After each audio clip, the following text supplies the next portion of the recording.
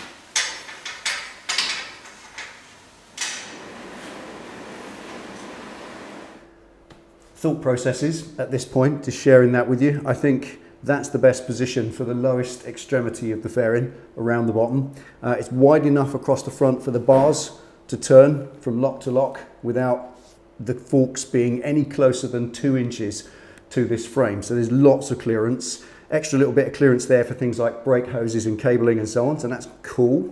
I think that's the right height there because it's just above the radiator cap, so that's got nice access without having to take the top fairing off completely. But it covers up the air intake, which I think is important because then I want to cut a hole, an oval hole, Spitfire exhaust style, oval hole in the side of the fairing, both sides, and then I can French a steel tube into that, which will feed air into the airbox because it's a pressure fed airbox on a Hayabusa, and I don't want to lose too much of the performance if I can help it. I want it to do what it does. So I think some nice air intake tubes that I can fit in. So if I bring the fairing low enough, that'll give me an opportunity to put a really cool air intake on both sides. That will look great. And also at that height, it's low enough and furthest back, far back enough to get a nice curve into this front lip. From this front extremity of the headlight rim, I can curve that back, which will bring curvature over the whole front, which will look nice as well. Just thinking of the visual aesthetic as well as the practicalities. Anyway, that's thought processes. As you go through this sort of thing, thinking all the time what would work best. So I think that would work best in this case. So let's just tack on a couple of little tabs on the front and weld it in place and see what it looks like.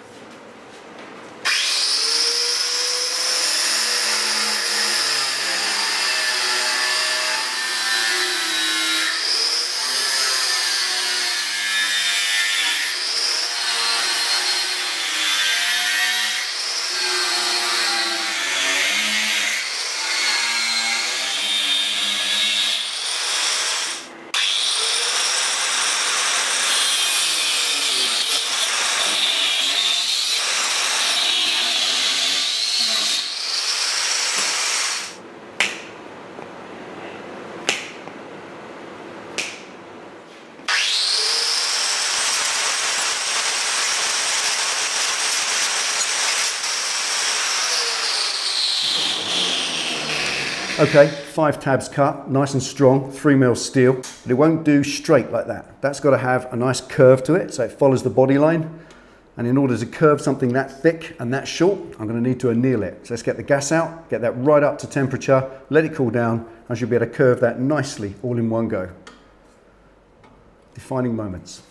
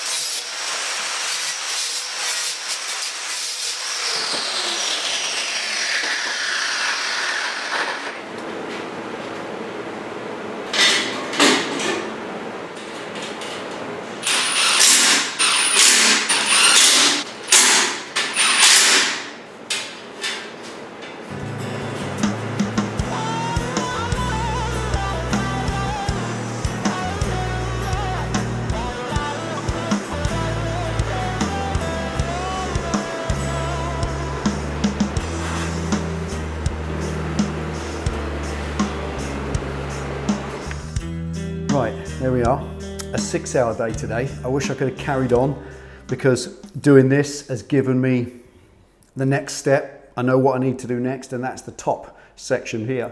Between these original factory kind of ears, I'm going to put some bars across and bring that down in the front just to carry on that roundness in the entire shape of it. But I ran out of bar. This 8mm bar, I had 2 meters of it. I only bought it as a sample to see if I could use it. It's perfect. I just need more of it. So I'm going to go and get myself half a dozen lengths. It's cheaper to buy it from the DIY store than it is to order it online because it's about £2.50 a metre. I can just buy it from there as many as I need. And the great thing is if I don't use them and the label's still on, I can take them back if I don't need them in the future. So it's a great and economical way to do it. Anyway, like I said, I run out of bar. This stuff I've got infinite amounts of, and ideas and inspiration I've got infinite amounts of. So in the next one, I'll have some more materials, carry on with this, and hopefully make the shape. I don't know exactly what it's going to look like, but so far, I love how it looks. Really pleased. So it just leaves me to say thank you so much for all your amazing support this year. It's the Christmas holidays at the moment, so I wish everybody out there a Happy New Year, a Merry Christmas, a Happy Holidays, whatever you celebrate. Have a great time, take it easy, relax, ride safe, and I'll see you next time. Yeah. Wow.